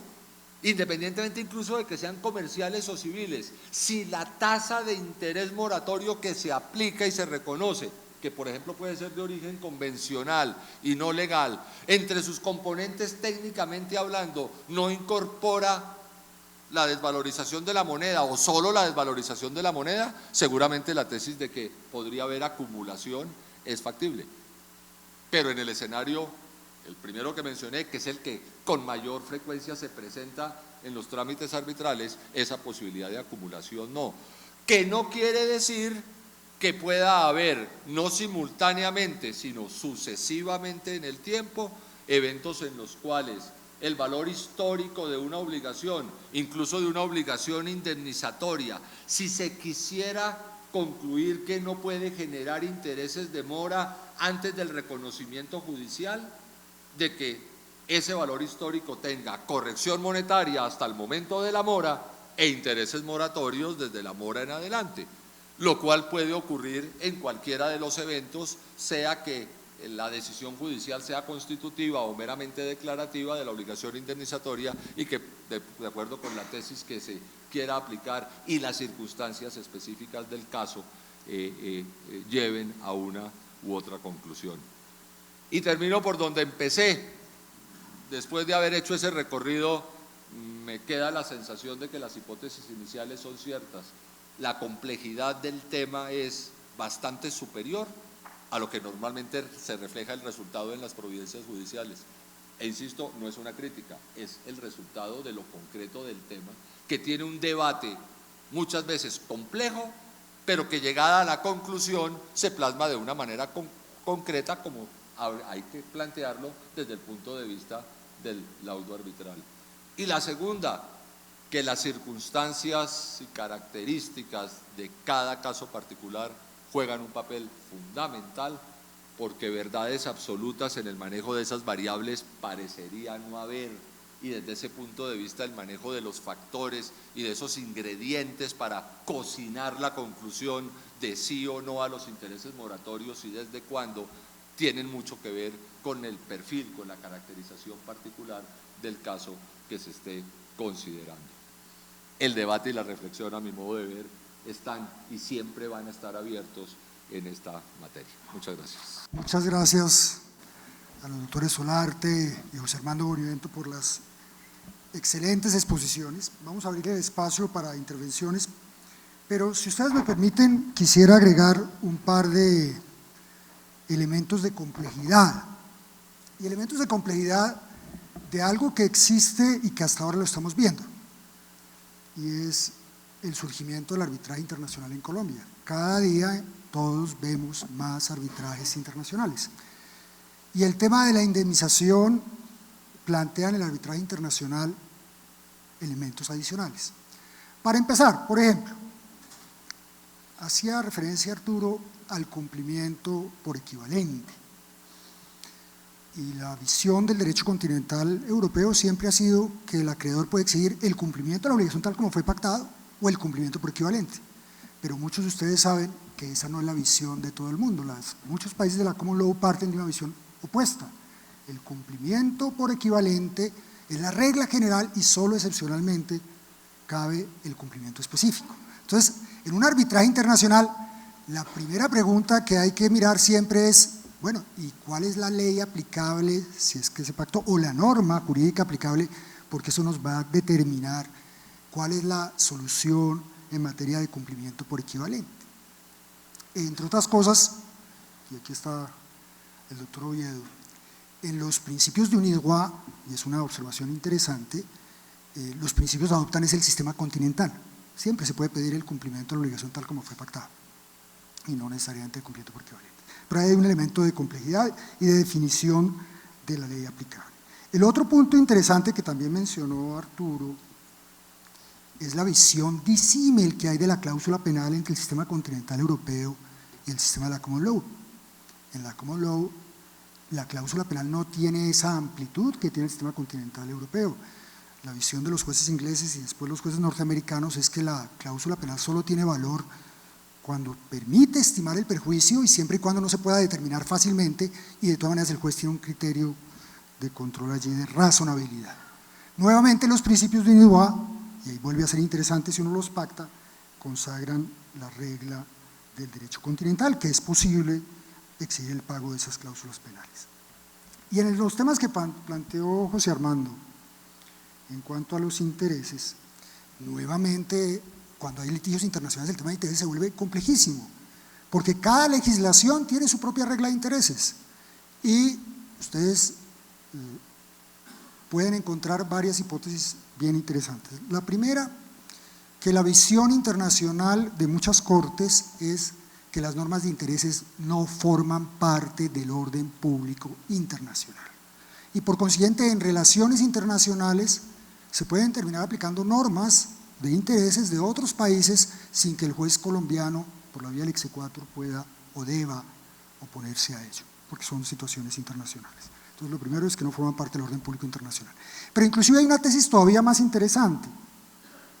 ¿Qué pasa cuando las partes pactan una ley que fija una tasa de interés máxima y al propio tiempo pactan una tasa de interés que supera esa tasa de interés máxima? Y hay quienes dicen, pues se aplica la ley, pero por ejemplo, el profesor Pierre Mayer sostiene que no,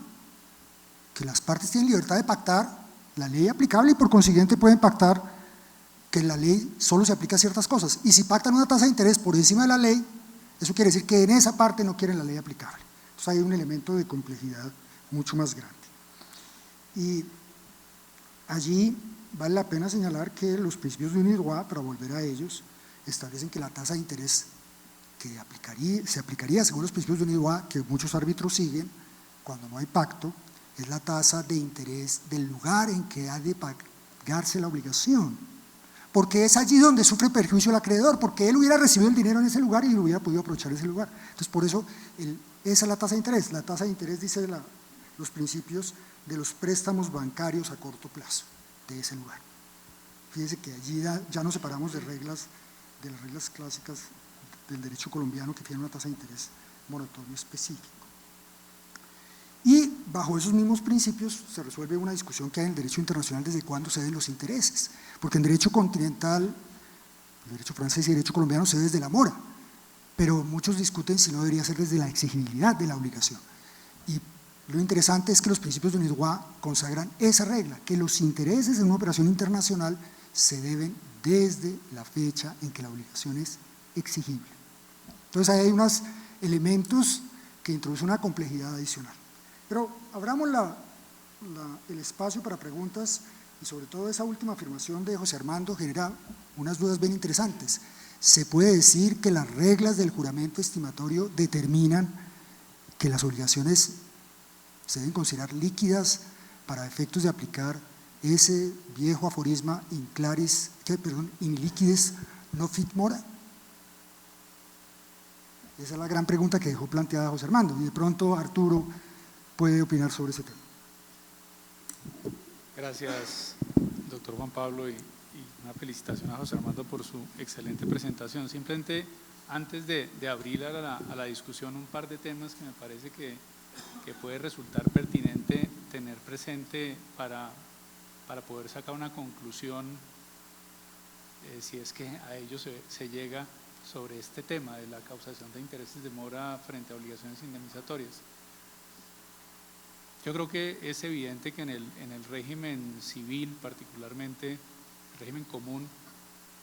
la indemnización de perjuicios por incumplimiento de obligaciones de dinero es un régimen particular. De hecho, el 1617 consagra reglas específicas que en mi opinión no pueden trasladarse al incumplimiento de otro tipo de obligaciones. 1613 y 14 nos dicen se indemnizan los perjuicios correspondientes al daño emergente, al lucro cesante que correspondan a tales supuestos, y el 1617 trae una regla diferente, que es la regla del interés de mora, cuya causación se presume por el hecho del incumplimiento del pago en capital. Entonces, ahí hay un primer tema que yo creo que merece cuidado, y es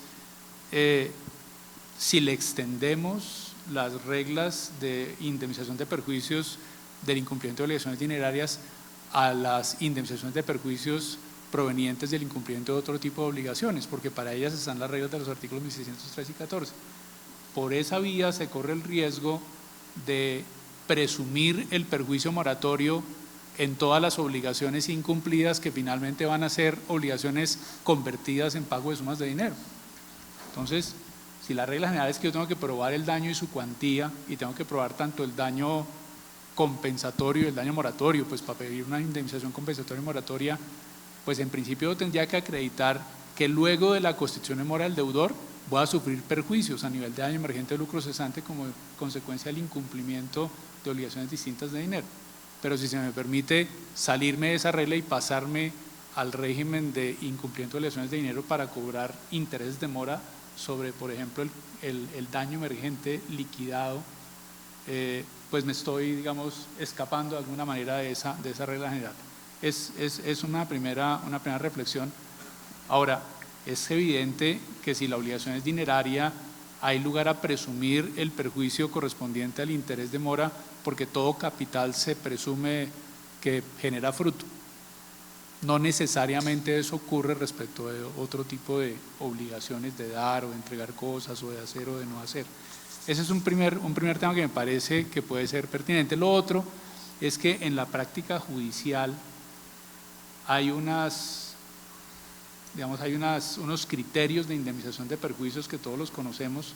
en buena parte aplicación sin reconocer derechos de autor de las tablas que el doctor Tamayo incorporó en sus textos hace muchos años y que los autores de responsabilidad sí la han repetido. Y hay fórmulas para liquidar el daño emergente y el lucro cesante pasado, y fórmulas para liquidar el daño emergente y el lucro cesante futuro. No necesariamente referidos o no exclusivamente referidos a la indemnización por daños a la persona, sino también por daños a las cosas. Y cuando uno examina esas fórmulas de cálculo, que son las que aplican los jueces, esas formas de cálculo toman la base, por ejemplo, del bien perdido, y la traen a la época de la sentencia aplicando un mecanismo de ajuste monetario, el IPC,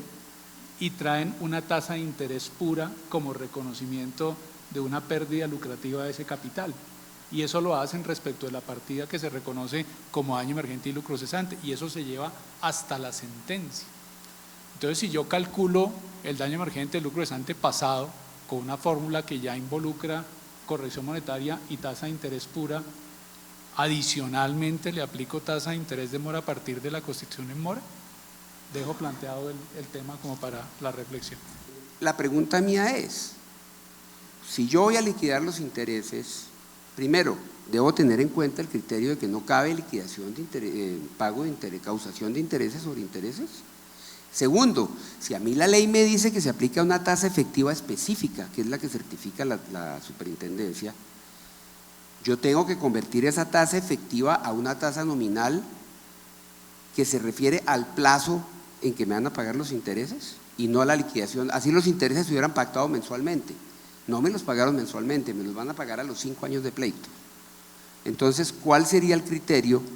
para yo poder, como árbitro, en el laudo,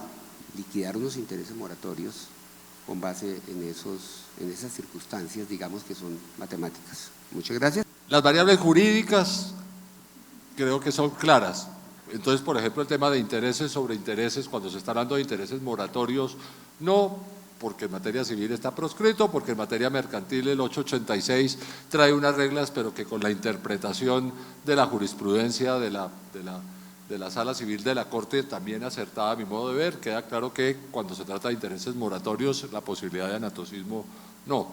Entonces, en la variable jurídica que no resuelve su inquietud completa, yo hasta ahí le llego. En las variables técnicas soy consciente del problema que usted plantea. Los economistas, con todo respeto lo digo, nos molestan a los abogados porque cuando nos preguntan o nos consultan algo les tenemos que decir, depende, si esto es así tal cosa, si aplica tal cosa, si es la jurisprudencia de la Corte puede que sí, pero si de pronto es la tesis de tal, y entonces lo miran a uno como diciendo, usted finalmente no me contestó, entonces ¿yo a qué me atengo? Y uno está convencido que en materia de esos cálculos no pasa lo mismo y a ellos les pasa lo mismo. Y entonces, dependiendo de cuál haya sido el perito de su proceso, que tiene el modelo con el cual mete los datos y le bota el resultado, ciertamente uno encuentra, la experiencia lo dice, resultados diferentes dependiendo de variables técnicas como esas. Entonces yo entiendo la complejidad, digamos, para el juez, yo entiendo que frente a esos escenarios hay que tener conciencia de que si hay distintos escenarios de liquidación desde el punto de vista del manejo de las variables técnicas, el juez lo que tiene que tener el cuidado de actuar con ponderación y ecuanimidad dentro de esas distintas opciones con el apoyo técnico correspondiente. Pero yo la respuesta técnica me siento incapaz de dársela. Reconozco la existencia del problema, trato de practicar ponderación cuando esos escenarios se presentan, pero creo que la respuesta está más en función de variables técnicas que el juez debe ponderar para optar por alguna de esas posibilidades. Esa es mi visión. Tengo claro yo que en materia de liquidación de obligaciones dinerarias y más concretamente en materia de liquidación de intereses, yo puedo pedir o condenar por un lado en el interés legal más indexación o por otro lado interés corriente bancario. Mi inquietud es, ¿puedo cobrar ya sea una de estas dos, más el interés moratorio, no perdiendo de vista que el interés moratorio tiene una naturaleza punitiva,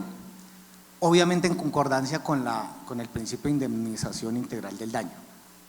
El tema de compatibilidad e incompatibilidad de ajuste monetario e intereses está, digamos, establecido sobre la base de que el interés mercantil, que alguna jurisprudencia ha confundido tal vez con el interés corriente, pero yo diría el interés mercantil, en su forma de cálculo incorpora dentro de las distintas variables, además del costo por el uso del dinero, la pérdida de poder adquisitivo de la moneda. Entonces, si estamos hablando de interés bancario o interés mercantil, más bien interés bancario corriente, no podría cobrarse adicionalmente a ese interés bancario corriente el reajuste monetario porque ya se entiende incorporado. Por eso hay compatibilidad entre el ajuste monetario y la tasa de interés civil, este interés que también se llama interés deflactado, que es el interés puro del 6% que viene desde la época del derecho romano. Lo segundo, no sé si entendí mal, y no sé si le va a contestar con una respuesta muy rápida, pero obviamente es incompatible cobrar intereses remuneratorios y moratorios. El interés de plazo, el interés, digamos, que remunera el uso del dinero, iría hasta el momento de la mora, y a partir de la mora se causaría el interés moratorio, por ejemplo, a la máxima tasa legal del interés bancario corriente más una mitad. Entonces, en ese sentido, si el deudor está en plazo, se cobra pues o la tasa pactada o se cobra el interés que corresponde de acuerdo con la obligación, si es civil o comercial. Si el deudor ya está en mora, se cobrará la tasa de interés moratorio. Pero lo importante, digamos, en el primer aspecto es no cobrar una tasa de interés adicional al reajuste que ya la incluya. Y lo otro es que terminado el periodo de causación del interés remuneratorio, cesa y empieza a verse el moratorio. No sé si le contesto. Mi pregunta es, nada me impide cobrar o condenar interés corriente, bancario corriente o interés mercantil, más el interés moratorio, por su naturaleza punitiva. Es más, tienen dos naturalezas diferentes. Esa es pues ¿cómo lo concibe usted? Porque pues obviamente no, al lado y lado. Digamos, la respuesta que yo le daría es que el interés moratorio sería en principio la sanción y la retribución también, indemnización por el incumplimiento de las obligaciones dinerarias, particularmente a partir de la mora. Si el acreedor considera que ha sufrido perjuicios mayores que los que el interés moratorio le compensa, puede probar los daños y cobrarlos, pero no podría, por ejemplo, cobrar un interés corriente más un interés moratorio. Pues no sé si fue un lapsus suyo, con todo respeto, Sí. o una concepción que usted tiene, porque usted habló de los términos culpabilidad de la mora. Sí. Obviamente la mora se genera por el retardo es un régimen de responsabilidad objetiva donde es irrelevante el estudio de la culpa. Entonces yo creo que se contradice los términos, o no sé qué está pensando. Digamos que si le estoy entendiendo bien, creo que no. Yo creo que no hay un lapsus. ¿A qué me refiero? El concepto de mora, o sea, el 1608 arranca diciendo el deudor está en mora y no la define. Las definiciones de mora son de origen doctrinario y jurisprudencial, y es muy frecuente entender que la noción de mora es retardo culpable, que no se refiere a la culpabilidad como factor de imputabilidad, de imputabilidad del incumplimiento que genera la indemnización, sino que el comportamiento de retardo en sí mismo puede estar provisto o desprovisto de culpabilidad. Y tal vez lo mencioné en las hipótesis de cuando se plantea el tema de que obligación no líquida quiere decir no mora. Hay quienes dicen, mire, es que si objetivamente cuando se presenta la demanda está clarísimo y reconocido incluso por el propio deudor y por el propio acreedor de que no hay una suma líquida, por más de que haya retardo en función de que hay una obligación exigible que el deudor no ha pagado, lo que pasa es que se podría decir que el retardo no es culpable y por lo tanto no se configura el concepto de mora. Entonces hablar de la mora como retardo culpable tiene esa explicación. Puede haber retardo sin culpa que no signifique mora, porque la culpa se predicaría del hecho del retardo y no del incumplimiento obligacional previo, digamos, a la obligación indemnizatoria de la que se esté hablando. Es mi percepción sobre el tema. Si me permiten un pequeño elemento allí. La expresión retardo culpable, y todos los profesores de obligaciones aquí me corregirán, la utilizaba el maestro Guillermo Ospina. Si no recuerdo mal, es de allí de donde viene esa idea. Y también, si no recuerdo mal, se hacía referencia a una norma del Código Civil que señala que cuando hay caso fortuito o fuerza mayor no puede haber mora, lo cual ya le muestra ese elemento. Y a eso hay que agregarle la famosa sentencia de la Corte Constitucional sobre el secuestro. Ustedes recuerdan que la Corte, incluso en una sentencia, modificó el concepto mismo de fuerza mayor. La fuerza mayor bajo el Código Civil es un hecho imprevisible e irresistible. Y sin embargo la Corte en esa sentencia dijo, el secuestro es una fuerza mayor, así sea previsible. Lo importante es irresistibilidad. Entrando en una tendencia que existe en otros países del mundo en que se dice, lo importante de la fuerza mayor es el carácter irresistible. Pero fíjense que en esa sentencia uno ve que hay un elemento realmente de análisis de la culpabilidad en el incumplimiento, lo cual reafirma la idea del maestro Ospina de que hay allí un retardo culpable. El artículo 1546 del Código Civil me da la posibilidad de pedir o la resolución del contrato o el cumplimiento, y en los dos casos con la indemnización de perjuicios. Como el tema nuestro es hoy el de los intereses, y en las obligaciones dinerarias y en las otras también, pero particularmente en las dinerarias, el interés representa los perjuicios de acuerdo a lo expuesto, y teniendo en cuenta que se ha magnificado, se le ha dado una importancia mayor al tema de los intereses perjuicios, hasta el punto de preguntarse si son una obligación, una pretensión accesoria o tienen una entidad propia. Entonces, ¿en qué estaríamos hoy frente al artículo 1546, particularmente cuando las obligaciones, las prestaciones debidas son de tracto sucesivo? Llámese obligaciones dinerarias por instalamentos o en otros casos como en el de arrendamiento. Podría pretender el pago de los perjuicios obviando la demanda del cumplimiento o la solicitud de la resolución del contrato.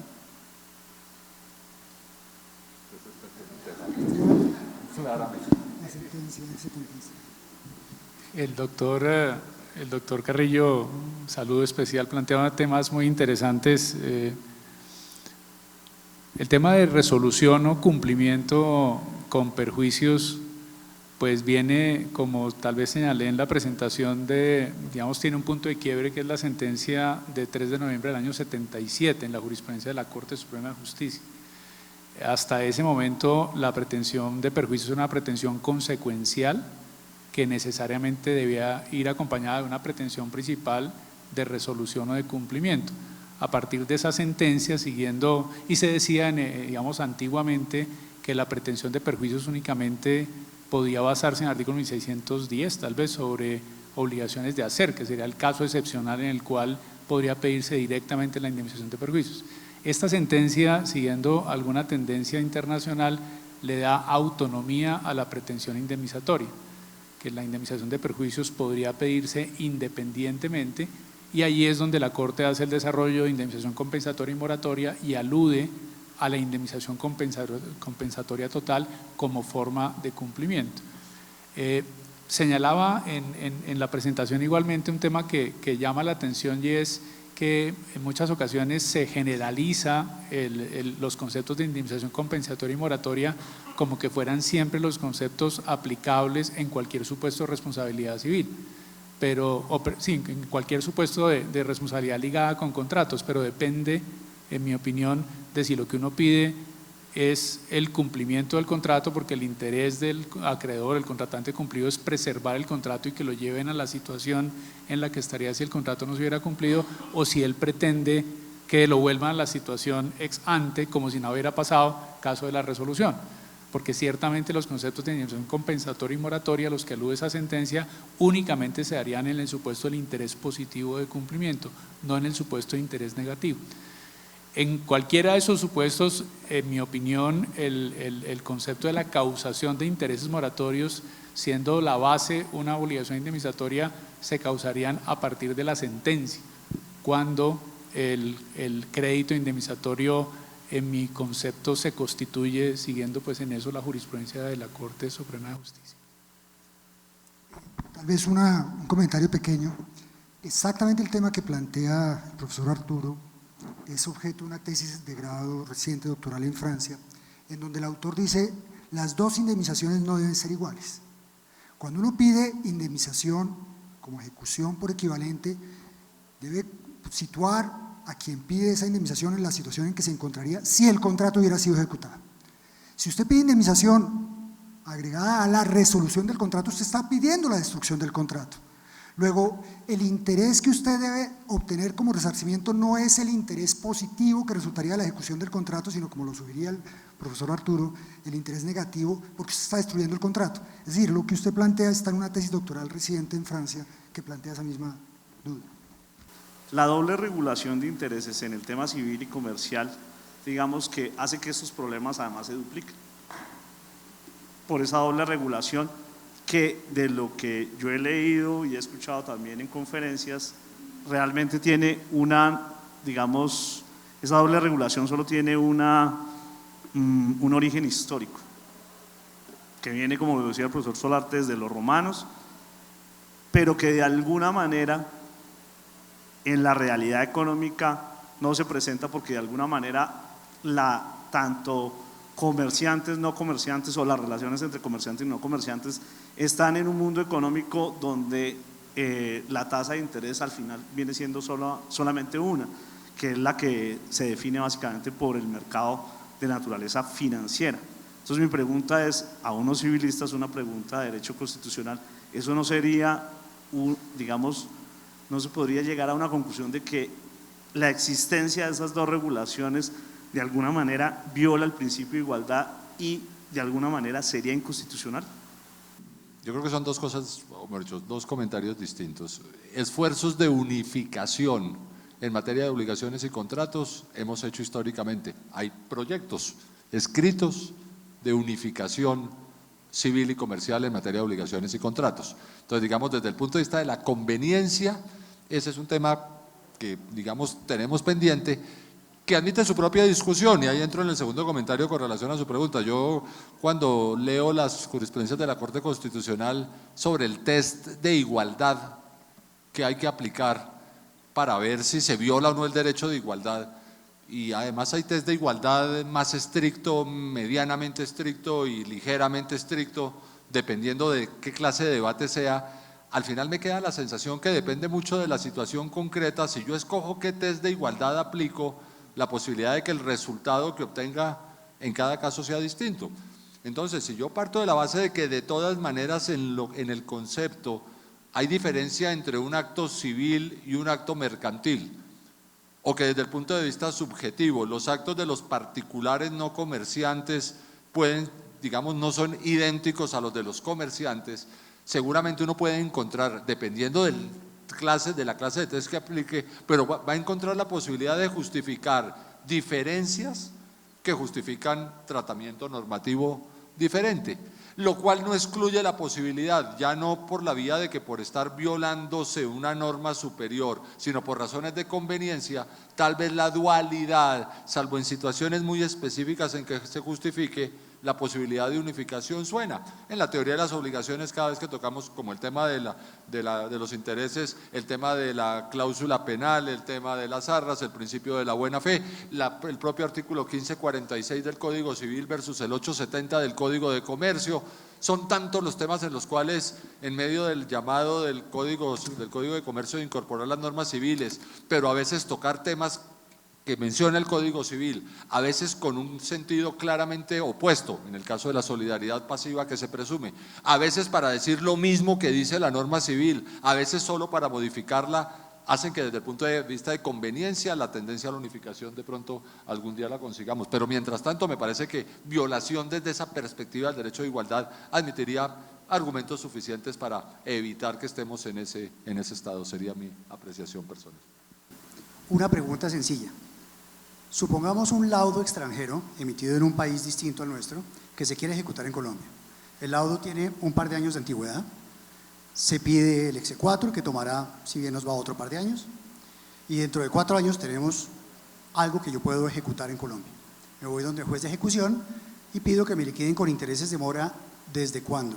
Desde la fecha del laudo, desde la fecha en que me conceden el exequatur, y qué tasa pido si la obligación es en dólares. ¿Puedo pedir la tasa que establece el Banco de la República para obligaciones en dólares de máximo el 20% en dólares? Revisando la jurisprudencia arbitral internacional, uno encuentra que el principio que se ha sentado es que le corresponde a los árbitros definir los intereses, con la norma que ellos estimen apropiada y que normalmente resultará bien de la ley pactada, si se ha pactado ley, bien de la que ellos decidan, que en muchos casos implícitamente parte de una selección de una norma de conflicto, ¿cierto? Luego, en principio, en muchos casos, es el propio laudo el que tendrá una tasa de interés con base en eso que los árbitros han escogido, y esa tasa de interés en principio será aplicable en Colombia bajo la teoría de que eso no violaría el orden público internacional de Colombia, que es como la posición que hace muchos años sentó la Corte de Apelaciones de París, y si no recuerdo mal hay una sentencia de la Corte Suprema que también en algún caso puntual hizo esa referencia. Ahora, el problema es cuando el laudo no tiene esa tasa de interés post-laudo, porque si la tiene, es al laudo al que hay que atenerse. Si el laudo no tiene esa tasa de interés post-laudo, el juez del reconocimiento yo creo que no puede, no debe meterse a agregarle algo al laudo. El juez simplemente reconoce lo que dice el laudo y le da valor para que pueda cumplirse en Colombia.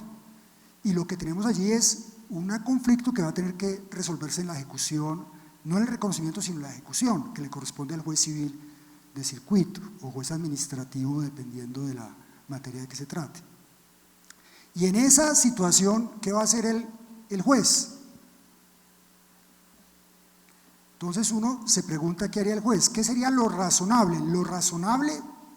podría ser una cosa, pero no sé si el juez lo hará. Lo razonable sería que el juez, hay 3 posibilidades, que el juez diga no voy a reconocer ninguna tasa de interés porque usted le debió haber planteado eso a los árbitros y serán los árbitros los que deciden. Y si no lo planteó, eso se quedó así. Yo no puedo aplicarle la ley colombiana a esa obligación porque esa obligación no necesariamente está sujeta a la ley colombiana. Otra posibilidad, que liquide una tasa de interés, como usted lo sugiere, con las reglas del Banco de la República aplicables a obligaciones de moneda extranjera. Lo que sí tal vez no debería hacer es ponerse a crear una norma distinta.